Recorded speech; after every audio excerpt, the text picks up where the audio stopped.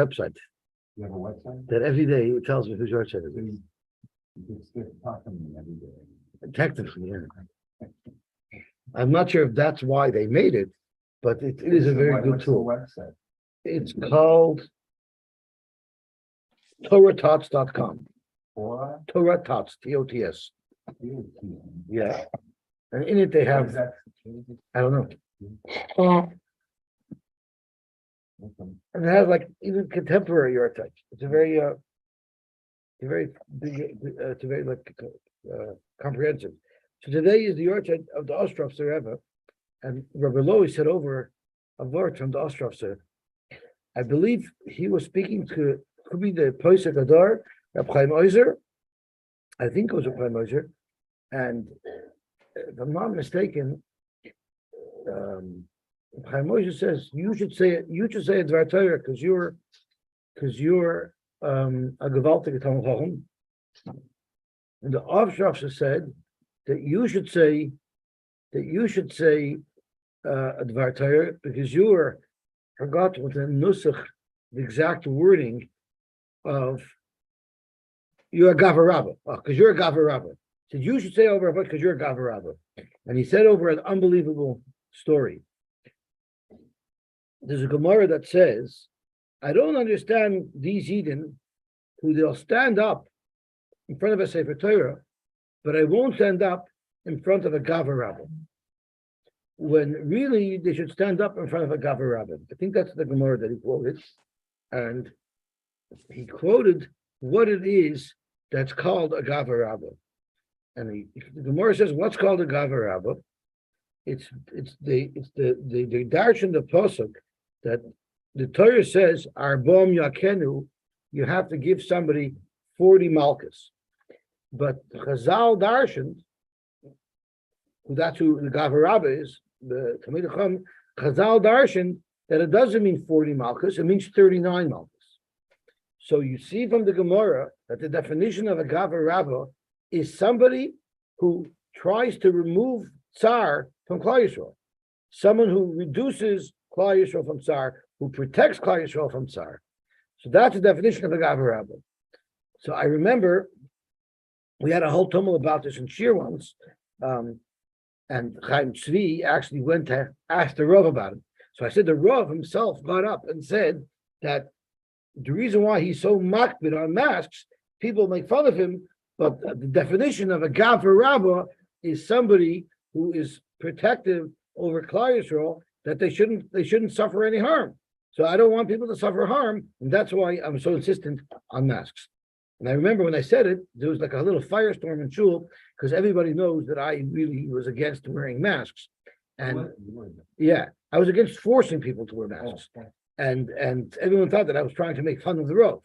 So someone went and asked the Rav if that's considered disrespectful. The Rav says, no, I know Yosy disagreed with masks, but there's nothing wrong. He was saying over the word from the Ostrovser that the Rav said over it. He said forcing. Yeah.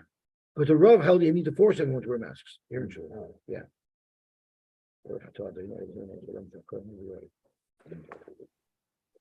that was that. But the Rav, today's the Ostrovser yahrzeit. Yesterday we learned an analysis of the Psukim. The Mishnah taught us that a Naira Hamirasa, in order for her Nedarim to be Hufar, both her father as well as her husband have to make a Farah. And since the father is involved, that extends the reach to make a Farah of these Nedarim, even to Nedarim that pre-existed the marriage. Because the father here is involved, and to the father, this girl never had a pre-existing nether, because the moment she was born, he was already her father, right? So therefore, when the father is a shutef with the husband and being made for Nedarim, they could be made for Nedarim even that pre-existed the marriage. However, the pasuk, and that's the pasuk of Vim Hayai Siyala Ish. Then the pasuk later says Vim Beis Isha Nedara, which the Gemara tells us is referring to a Nesua, and those Nedarim that a Nesua, that the husband of a Nesua can be made for, are only Nedarim that did not pre-exist the marriage, or only Nedarim that were made during the marriage. And And there, the father has absolute koyach in the Ran said 3 times that everybody knows clear. We don't need a pasuk for it. That once a woman is in a suah, her father has no control, no opinion, nothing to do with her nedarim. It's strictly in the hands of her husband. Right? That's what we learned. Because you remember there were 3 sort of the parsha is broken up into 3 parts when it talks about a Torah. First, the Torah talks about a father who's being made for his daughter's neder, binu reha beis aviyah. That we said was speaking about the father's exclusive power to be made for her nedarim before she becomes an arusa. Then you have the parsha, the couple of psukim of imhoya seal ish, which was referring to an arusa. The Gemara proved by process of elimination, and the Gemara also proved that the fact that it's connected with a vav to the previous parsha that talks about the father being made for nedarim, that even an arusa requires the father's hafara as well. So it's a joint process, it's a partnership between the husband and the father. And then you had a third set of psukim which discusses v'imbeis isha nedara, which the Gemara proved was referring to a isha nesua, who the father has the exclusive, who the husband has the exclusive power to be made for, and not the father. And that's how we finished off yesterday's daf. The main point that we're going to continue with now is the makar that an arusa avia ubayla mafir nidarea is the pasuk imhayis seal ish unidarea aleha. Right, that central parsha. Today we're going to be introduced to another makar that an arusa needs both her husband and her father to be made for her nedarim, and it will not be from the pasuk of imhayis seal ish. And what happens every time the Gemara brings down another man Amar who has another makar for halacha? The Gemara wants to know what is he going to do with his pasuk and what is he going to do with his pasuk. So that's what we're going to do a little bit of today, and then it's going to get hard. The Dvei Rabbi Shmuel Tana. The Dvei Rabbi Shmuel said, "Ben ishli ishtoi ben avla vitoi." All the way at the end of the parsha of Nedarim, it says, "Eila hachukim asher tziva Hashem es Moshe ben ishli ishtoi ben avla vitoi ben urea beis aviyah." So you see, the Torah is combining the ben ishli ishtoi and ben avla vitoi. Zok to Dvei Rabbi Shmuel, ben ishli ishtoi ben avla vitoi mikan l'nair hamurasa shavia ubayla mefirin nedareha. Let's see the Ran. The mashmalei, it's mash from the pasuk. The benaira hamurasa. First of all, how do we know this pasuk is referring to anai murasa? Midichsiv bahukra b'nurea beisavia. So the pasuk says b'nurea beisavia. That's what tells us that we're speaking about anai murasa. Umidisamach aval vitai bahada ish. Since the pasuk mixes everything all together, aval vitai ish ishtoi mashma de avu bal mafir nedareha. And the fact that all of these factors are combined into one pasuk, it tells us, okay, the Dvei Rabbi Shmuel, that you need both the input of the father as well as the husband. Correct the Gemara. Well, the Tana Dvei Rabbi Shmuel, im hayasila ish my ovidle. We had a whole Gemara yesterday using the pasuk of im hayasila ish to tell us that an arusa needs her father and her husband to be mefer. According to the Dvei Rabbi Shmuel, we know from somewhere else. So what limud is he going to learn from this pasuk? So tomorrow mukum leidich the Rabbah. Now, if you'll notice, Rabbah is the one who said the whole Gemara yesterday. The whole Gemara yesterday that learned from him hayasiyah ish that avia ubayla mafir nedareha, that was Rabbah talking. It's actually a shaila. If you look up the Gemara that we learned yesterday, it's Rabbah, but Tzidionim have a little letter there, and you look inside, they call it Rava. So there's actually a shaila if it was Rabbah or Rava talking. And here it's the same thing. If it's Rabbah there, it's Rabbah here. If it's Rabbah there, it's Rabbah here. So Mukam Leidach the Rabbah. He holds that there's another halacha that Rabbah said that you learn out of this pasuk, which is going to trigger a question in my head: how could Rabbah use the same pasuk for 2 things? Because Idach Rabbah means Rabbah already used Im Hayasir Ish to tell us that Avio Bailam Afir Nidarel. So how could Rabbah learn something else out of this pasuk? We'll get to that. But at least Rabbi Shmuel will learn a different halacha out of Imhayis Yilish. The other thing that Rabbah said that we can learn from this, and let's see what that is. Zok Ran, Lieutenant Rabbi Shmuel Imhayis my Ovid Lei Mukum Lei Lidach the Rabbah. So the Ran is Gorish Rabbah both here and back there. So Amar Lekaman Dafain, Makish Kod Me Avai Shnia Lekod Me Avai Rishon. What happens if there's a woman who's an arusa and she makes a neder, and then the husband divorces her or the husband dies? So now you don't have the husband to be made for her neder, but she remarries and she accepts Erison from somebody else. The halacha is the second husband can also be made for this neder with her father together. And that is the limud that the rabbi learns from them. Hoya Sia Lish, Hoya, the first marriage, Sia, the second marriage, they're both the same. The Rabbanan Svirlu, Rabbi is going to have to hold the Tanti Shamet Mina. The Rabbanan have to learn that we learn two things from Hoya Sia Lish, which is responding to my earlier question. Rabbi said that Hoya Sia Lish is used to tell you that Avil Bailam Afir Nedarim. How could you learn the second limud out of it? Because you can learn both. Iker Kra, the main pasuk of him Hayisilish is L'nayim Haramurasa, Daviu Bailam Afir Nedarim. That's the main limud. But there's also a little extra here. It could have said him Hayilish. Why him Hayisilish? Why the double lotion? We train Havayis Lakusha Shnia Larishona. Break the Helagram. The Chivan the Tana the very Rabbi Shmuel Kule Kradim Hayusia Lakusha Havayis Mukile. I'm going to skip this because this is a difficult round that the Rashash had a problem with, and the Rashash offered a teretz to. So we're going to leave this to see if we have time at the end. Zok to Gemara weiter. Rabba Haide Tanda Devei Rabbi Shmuel my Ovidlei. What is Rabba going to do with the pasuk that Tanda Devei Rabbi Shmuel quoted? Ela Chukim Asher Tziva Hashem Es Moshe Ben Ish L'Ishtoi Ben Av Levitoi Ben Urav Beisavia. What is Rabba going to do with this pasuk? Dr. Gemara B'Boyle Loimar Shabal Mefer Nedarim Shebeinoi Leveina. We use it to teach us that a Baal could be made for Nedarim Shebeinoi Leveina. What does that mean? Very important. Zok Duran, Loimer Shabal Mefer Nedarim Shebeinoi Leveina. The Nidre Inu Nefesh Behed Yoksivi. The Baal and the father, we're going to learn, can't just be made for any Nedarim that this woman makes. It's only a specific set or two specific sets of Nedarim. The pasuk says, "Kol neder v'chol shvuos iser la nois nefesh isha yikimenu isha yifeirenu." So he could only be made for Nedarim that torture herself, like not eating, things that torture her, and we're going to get into the details of what those Nedarim are later on in the Masechta. But the ability for a Baal to be made for his wife's Nedarim are limited to Nedarim of Inu Nefesh. What about Dvarim Shebeinoi Leveino, things that impact their relationship, which the Gemara also talks about in detail later on? Uvein Ish Le'ishtoi, it's Dricha L'Dvarim Shebeinoi Leveino.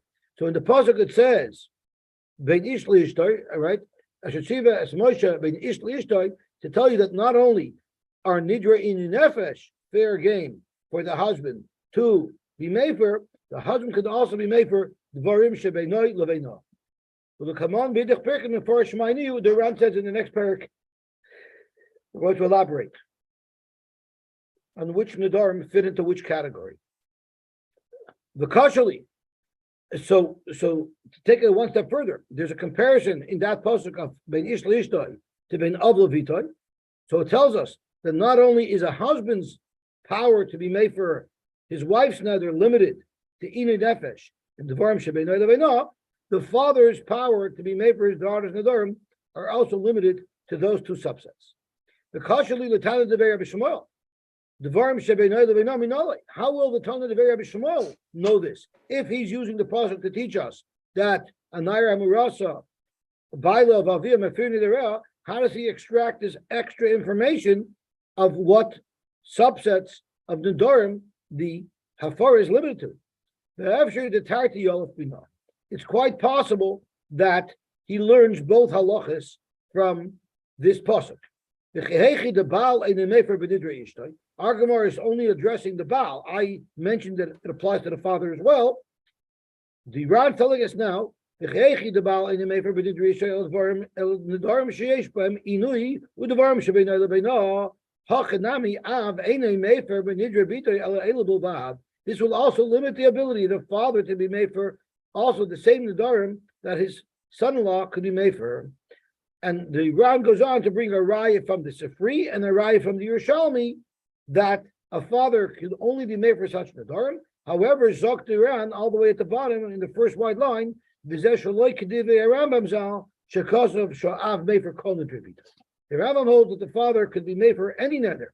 The only place in the Torah where the Torah mentions a limitation to what type of nether, that's only referring to the husband's ability to be made for. But the father's has the ability to be made for any nether. This sugi gets a little complicated, which we'll deal with later on in the Masechta.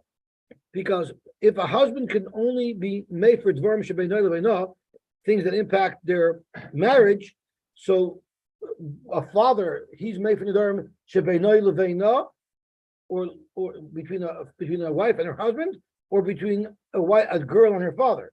So that's where the question will arise. How do you translate the beinoy lebeino in reference to the father? But this is not for now. This is a sugi that we'll get. Okay, now we're getting into a real lamdish sugi. Zog to Gemara, Iboilahu. Oh, you came in for the fleish in the biner. Iboilahu.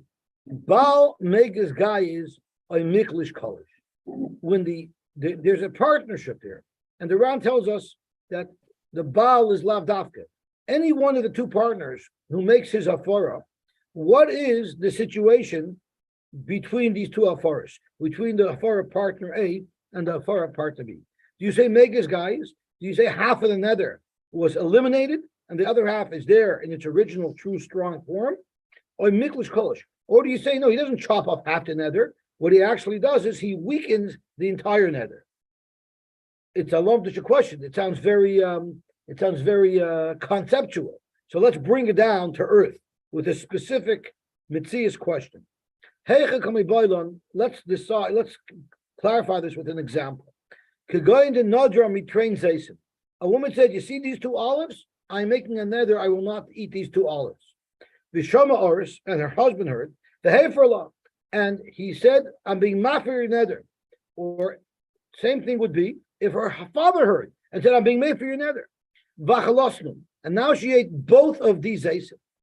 If we say megas guys, that would say that the nether was taken off one of the olives, but the nether is still remaining in full force on the second olive. Lakya, she'll get malchus because she surely ate a full zayis of Isser. But miklish kolish. But if you say miklish kolish, which means the nether on both of the olives remain, but it's weakened, so maybe it's weakened to a state of Isser, but not with a chiv malchus. Isur ba'almahu. It's merely an Isser. So therefore, she won't get malchus, but she'll be over an Isser because the Isser is still there. Let's see the Ran's explanation of this shaila. Iboyelahu, Baal megas guys or miklish kolish. When we have a scenario where the oris is being made for with the shutfus of the father, when he does his havara, do we say megas guys?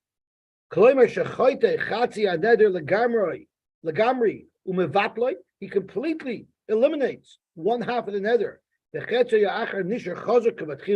And the second half is in its full strength.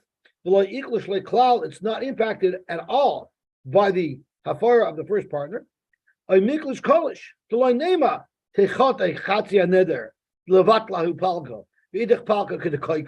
Don't say he just cuts up one half of the nether and then the other half is still remaining in its full force. What he does is he takes away the strength of the entire nether, so the whole nether becomes a weakened nether. This is not a question of if the husband's hafara is weaker or the father's is. The shaila applies equally to either one of these two partners.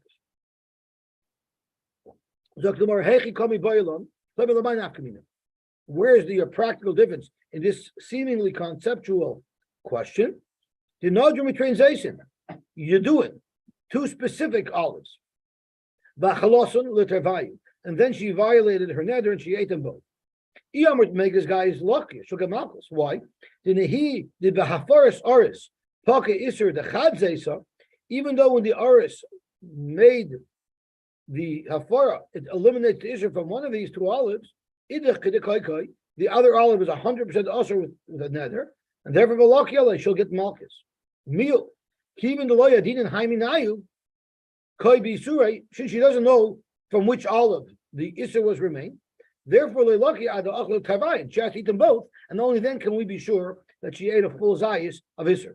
That if she's. Let me just finish the Shaila, because there's a lot of moving parts, and then we'll talk.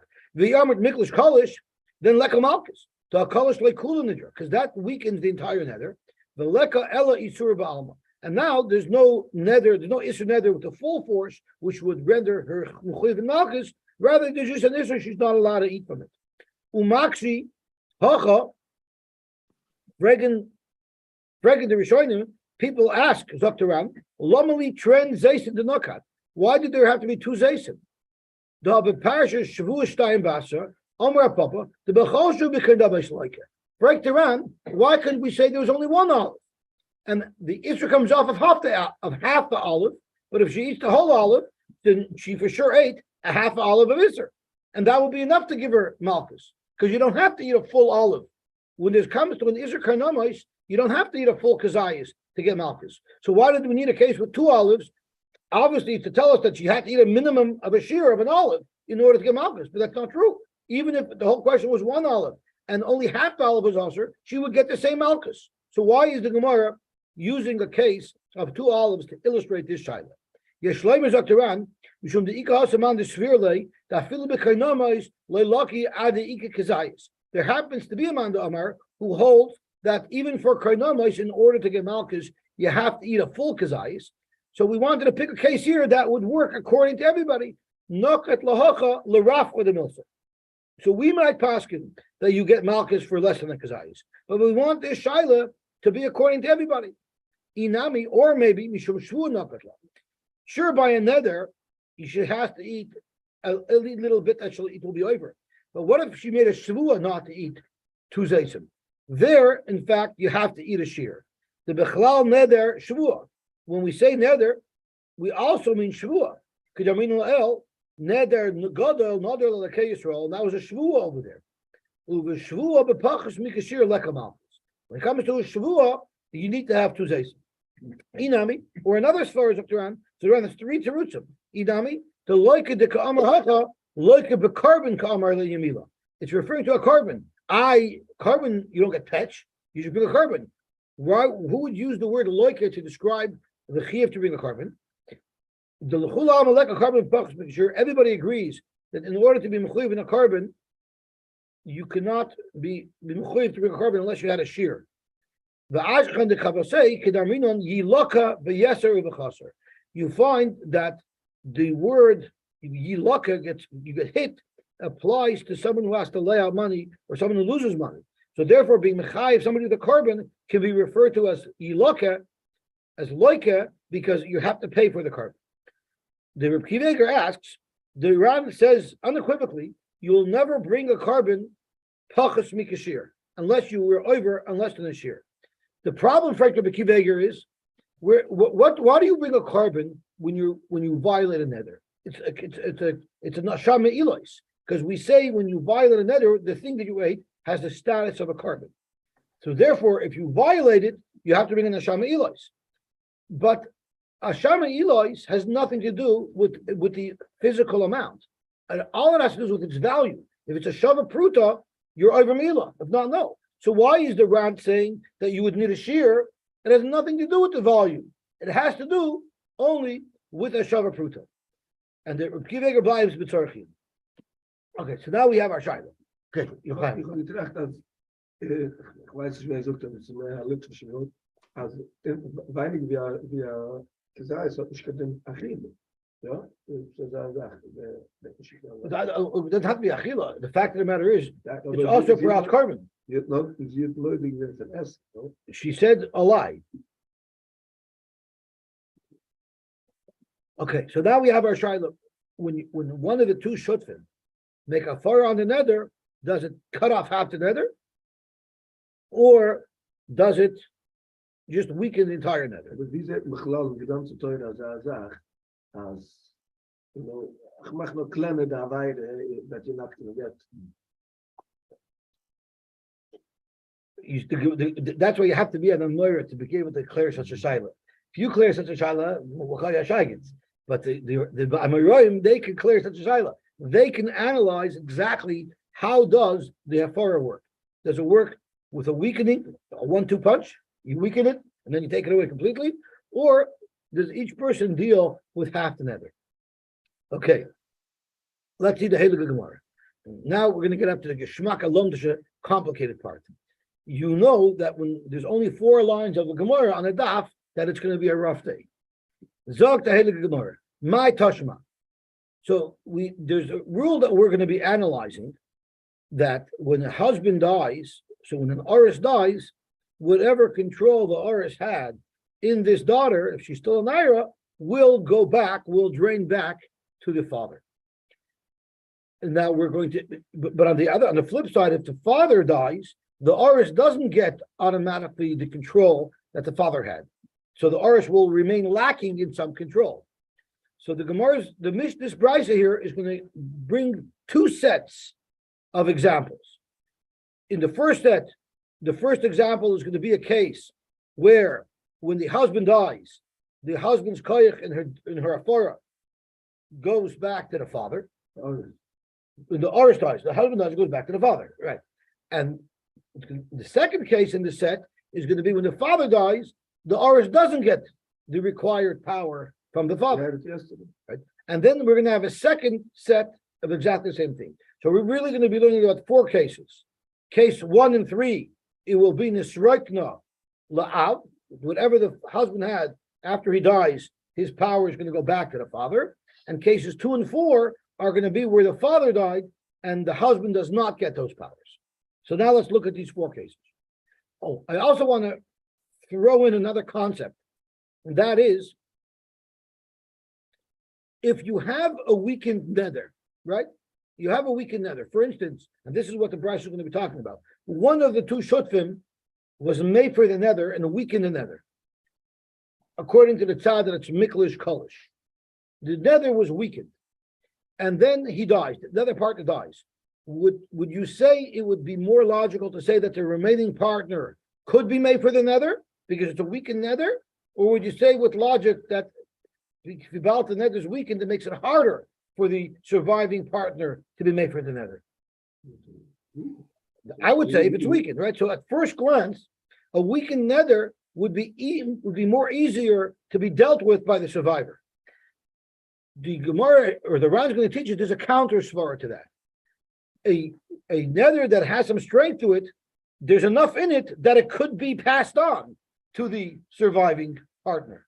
But if it's such a weak nether, it's not even enough to get onto the Yerusha train. In other words, it wouldn't even, that power is too weak, it's too insignificant that it wouldn't even pass over to the person who has to now act on it. So we're going to see svaris in both directions. That's why it's a little confusing, because the svar is going to be applicable in both directions. So let's see now. Let's get down to the actual Gemara itself. Tashma, Emasai, Amru, Meis Habal, Nisroikna, Rishus La'av. What's an example of a case that the husband and the father were there? So you have an Oris and you have the father, and something happened, and now the koyach of the husband went back to the father. So the case would be Bisman Shaloi Shama Habal Koidim Shiyamas. The husband never heard her nether. The husband never heard her nether. So he couldn't have been made for her nether. Oisha Shama Vishasak. Or the Bach actually changed the girsa around, as does the Ran. So I'll read it according to the Ran's girsa. Oisha Shama Vehefer. Or what if the husband heard the nether and he was made for it? Oish Shama Vishasak Umeis by Beyoin. Or he didn't make for the nether, but he died within the day. Why is that significant? Because if he was shoysek a whole day, it's as if he was mekayim. If a person hears the nether and he waits a full day and doesn't react, that shows that he was mekayim. So in all these cases, these are cases where the husband was not mekayim the nether. Either he was actually outright made for it, or he just wasn't mekayim it. In these cases, zui shasheninu meisabal nisroik nershus lav. So if the husband dies, at that point, the father could now be made for the nether. We don't say she's stuck. We say the father could be made for the nether. That is case number 1. Avol, case number 2. Im shama v'kayim. What if the Actually, this is still case number one. Avalum Shama V'Kayin. Well, what if when the husband heard the neder that his wife made, he said, I'm a kaimit, I like your neder. Oisha Shama V'Shasak, or that he heard the neder, but he didn't object, and Umeis B'Yom Shal Achra, and he didn't die until the next day. So that's just as if he made a kiyum. Then Ein Yochel Hafer. There, the father can no longer be mefer. So the father doesn't have unlimited ability to take over everything once the husband dies. He can take it over if it was not dealt with. But if it was mikuyam, there the father doesn't have his koyach. So we're sort of clarifying exactly the parameters of how the father gets the koyach back from the husband. Let's try case number 2. Shama avia v'haferla. What about if the father heard her neder and he was made for it? But the husband did not hear about this neder until after the father died, and now his hafara is no longer active anymore. So now could the husband be made for it after the father died?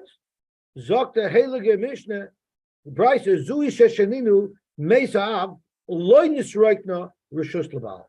This is a case where we say Mesaav Loy Nisroikna Rishus Labal. The Baal does not have the koyach. He doesn't get it. He doesn't get the koyach from the father. What about Shama Baila B'Hafarla? What if the Baal heard and was made for the nether?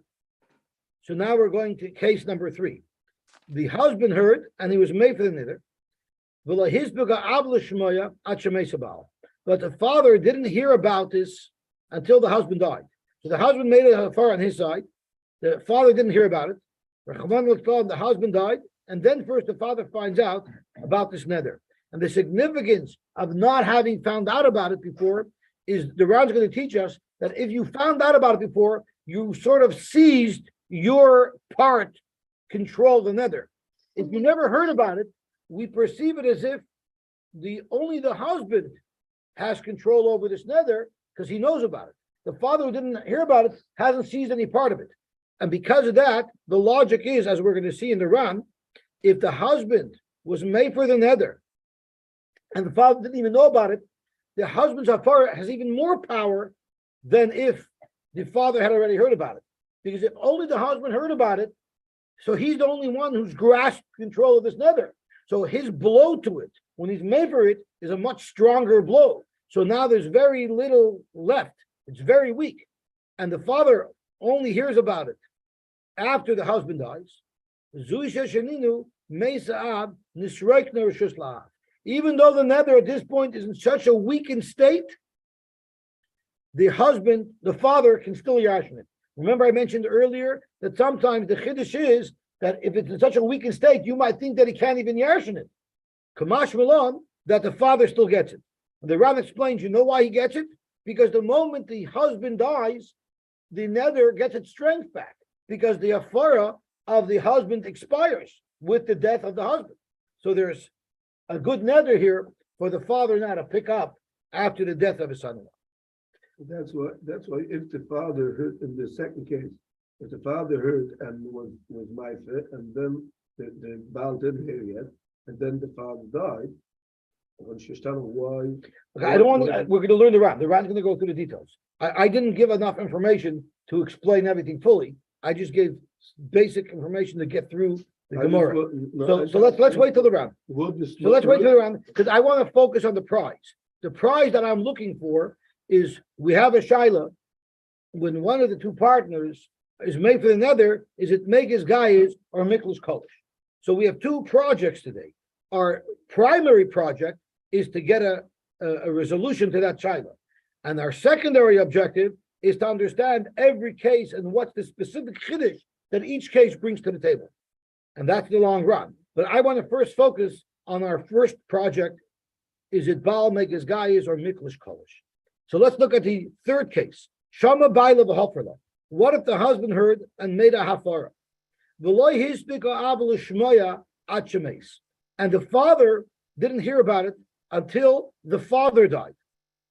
So now the Baal who was mefer the Baal who was Mefer, his hafara remains strong because he didn't die. The Baal is still here, but the father died. Nevertheless, Eina Baal Yochel Hafer. The Baal still can't make hafara because of a different reason. Sheina Baal Mefer El B'Shutfis. Here it doesn't say Lo Nisroikna Rishus LaBaal. Here it says Lefisha Eina Baal Mefer El B'Shutfis, because here the Baal's hafara survived because the Baal never died. It's the father who died. So Zok to Gemara, the Baal could never be made. The whole makor that the Baal could be made for is B'Shutfis. We learned it either according to Tiberia B'Shmuel or according to Rabbah. However, we learned that the Baal, the Orish, could be made for. We learned that it's in conjunction with the father. The father's not here. The Baal cannot be made for. But Shama Avia v'Hafarla, and this is the case we want to focus on. Shama Avia v'Hafarla. What if the father heard about this neder and was made for the neder? The Baal never heard about it. So now you have a neder in a severely weakened state. Would we all agree? The father heard about it first, so he's basically in control of the whole neder because the Baal never heard about it. The father was made. So now you have a neder that's badly beaten in a very weak state. Miklish kolish. And then the husband dies. Zokti Brisa, Chayzer Aav, Umefer Chelko Shobal. Even though the only thing that the father is sort of yarshening back from the Baal is a very weakened state of nether, because it was the father who made the hafara originally, and the father's still alive. So that weakened nether, it's a very weakened nether, yet still that weakened nether that's in the domain of the husband, as soon as the husband dies, the father gets that weakened nether, and then he can deal it its final blow. So Nachamal, Shama Avia, the Hafarla, the father was made for the nether before the husband even heard about it. So the Hafara gave this nether such a blow that it's in a severely weakened state. The husband never heard about it. He never heard about it.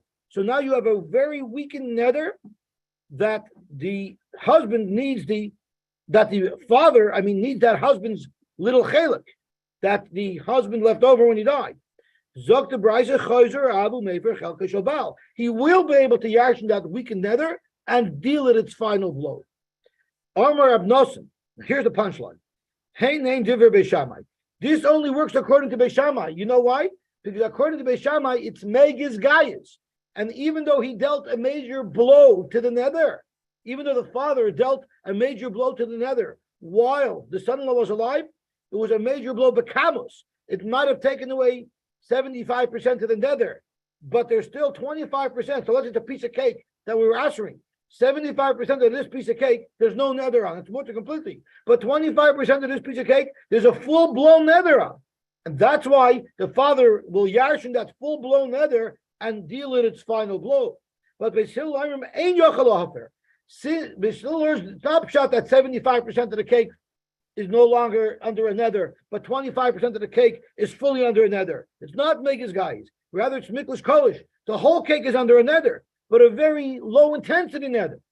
That's not enough for the father to yarshin back. It's too little to get onto the Yerusha train to transport back to the father's domain. So Shemami knows up to Gemara, L'Beishamai Megas guys. Since according to Beishamai, the father is able to be made for the rest of the nether after the husband dies, he must hold Megas guys, and therefore there's some small part of the nether that's in its full force that the father could yarshin back from the son and then kill. But Beis Hillel Miklish Kolish. According to Beis Hillel, the nether is so weakened that the father can't yarshin it anymore. Shemami no. So the shayla that we had, if it's Megas guys or Miklish Kolish, it's a machlokes Beishamai and Beis Hillel. Beishamai holds Megas guys and Beis Hillel holds Miklish Kolish. So now we have 7 minutes. In these 7 minutes, I want to invest these 7 minutes in learning the Ram, and he's going to break down case by case what is the chiddush of each individual case. So let's start on Samach Ches Amud Aleph, about 6 lines or 7 lines up. Tashma, Emasai Amru Meisa Bal Nisrekne Rishus La'av.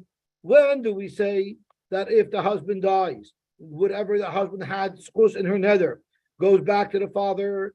That's Bisman Shaloi Shama Habal Kodim Shemeis. The Baal never heard about this neder. That's one option. Option two, or Sheshama V'Hafer. He heard about it and he was made for his part. Or Sheshama V'Shazak U'Meis B'Ay B'Yoyim. Or he wasn't made for it, but he wasn't Mekayim it either. Zok the Heilig around. Hadakatani U'Meis B'Ay B'Yoyim. That the case was that he had to die that day. That's only relevant Ashama V'Shazak. If he was made for it, he could have died a week later. The main point is that his silence shouldn't be considered a kiyum.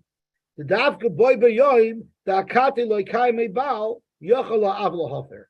If the husband was silent when he heard about the neder, davka, if he died that day, so his silence didn't morph into a kiyum, only then can the father be made for once the husband dies. Avol meis b'yoyim shala achara. But if he didn't protest the father and he only died the next day, that we consider a kiyum. Loi to akai meibal. The kiyum shaloi hafer. Since he allowed a day to pass and he didn't object to the neder, it's quite clear. If he waited a day and he didn't react, he obviously has no problem with the neder that his wife made. Now, the part of the neder that the father inherits from the son-in-law, it's non-penetrable. It's already reinforced. It already has been mekuyim. Avol shama v'hafer. But if the husband heard and he was made for it, even if the husband only died the next day, once he's made for it, the father could now be made for the neder completely.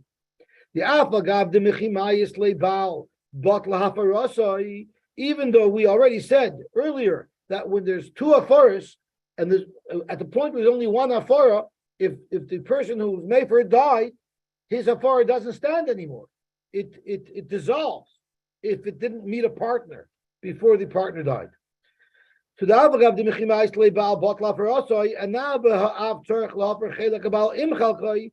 that the husband died, when the father is made for, he has to be made for both chalakim. Side the chelik that was always his, and side the chelik that he's now getting back from the husband.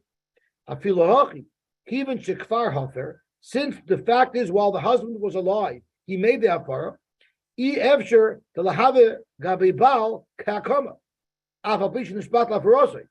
his afara might be bottled because he died before the father, his partner, finished the afara. So his afara might not be there anymore. But you can't say that he was actually makayim it, because he wasn't. He made it quite clear to the husband before he died that he was unhappy with this neder. Who might have a little method. What was he supposed to do? He made his afara. It's not his fault that the father didn't make his afara on time. So that's definitely not considered a kiyum. And this concept that the fact that the husband made afara and died does not make his afara into a kiyum. We could prove from the sefer, the katani, because the later case in this very brisa says, Aval im shama v'kayim, right, which is right at the beginning of Amud Beis. If the husband heard and he was mekayim it, or he heard and he didn't protest, and he only died the next day, only in that case, because we consider that the husband was mekayim it. If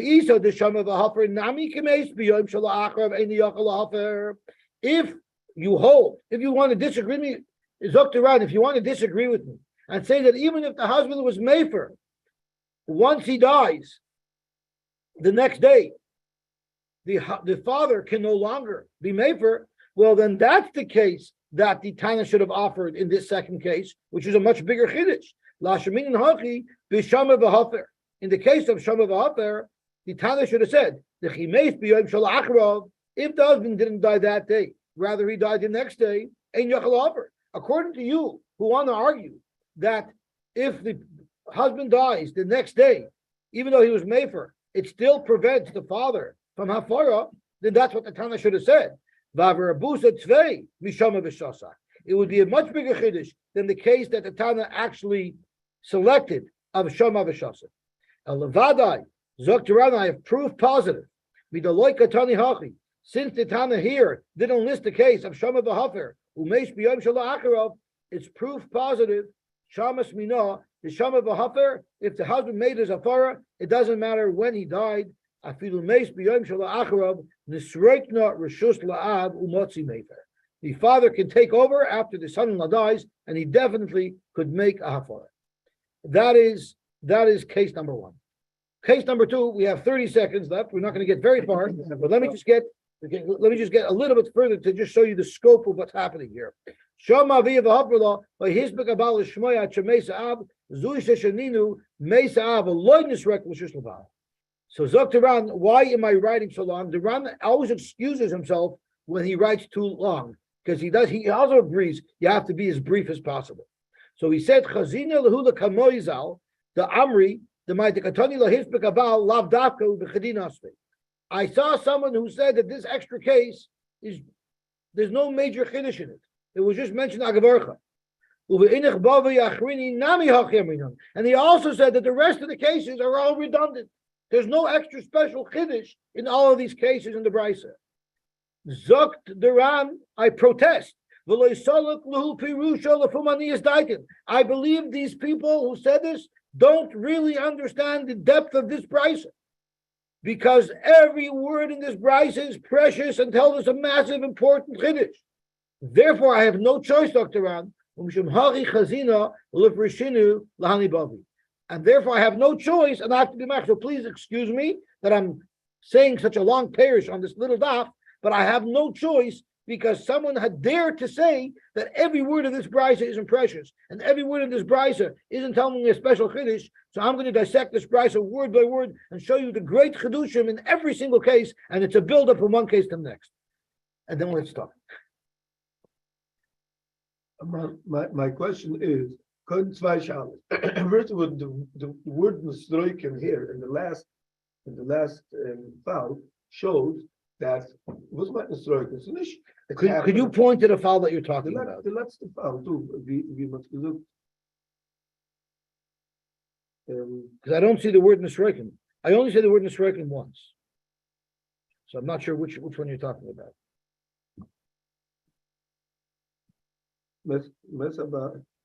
מה שאלתי בדי שום וביו בהופע לו להיס בקבל לשמי עד שמסו אב זי שמיני מסו אב לא נסטרויק רשיס לבעל. So my question is Shama via this one that you have his big baal l'shmoya at shemesa av zui sheshaninu mesa av lo nisroik rishis lebal. Okay. Mashallah is what does the word נסטרויק mean? נסטרויק means Am I understand? It means that I have something, and either it stays here or it goes over. Do that because the father's part is already missing. He died. Okay, but then the Baal stays with his part, and he's living, so he should be able to. He doesn't. Then when we say that the father didn't do anything. And now we want to give over that chaylik to the Baal. That's called the stroikin.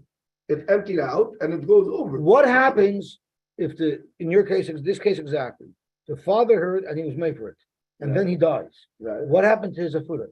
So for those 8 O's that it becomes brutal. We learned it earlier. It becomes brutal, right? We had this case brought down the run earlier. Once he dies, his afura becomes brutal. That was by the Baal. The Ran quoted the case when the father died, but it works both ways. Once he dies, his afar is bottled. So now there's a part it should be able to go over to the husband. Of the Baal, as it doesn't go back to the things go only back to the father, not to the husband. So that's why you stop. Okay.